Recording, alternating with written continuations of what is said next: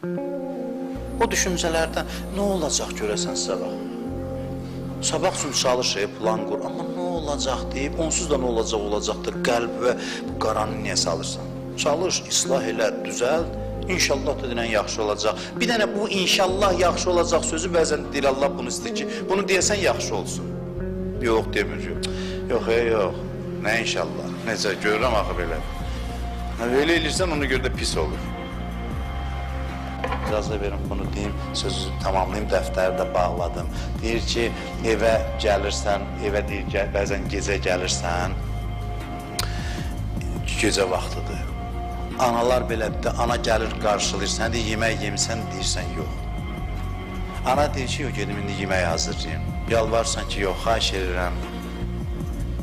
edirəm ki, rahat ol, mən rahatam, istəmirəm, yox, gedir yemək hazırlamağa. Bunu bir alim, arif misal çəkir. Deyir, yemək pişirəndə birdən məsələn, yağ dağılır, qaynar yağ əlinə, əli yanır.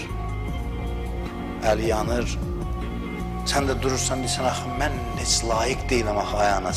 Mən kiməm ki, durasan mənə görə bu gecə vaxtı əlvi yandırasan. Necə xəcalətlisin, ana nə deyir? Ana deyir ki, sən məni fikirləşmə, otur çörəyi. Görsən, əli yanıb, dərisi soyulub. Sən necə xəcalətlə o yeməyi yiyirsən. O da necə aramdır ki, əsas sən çörəyi, mənimlə işin olmasın.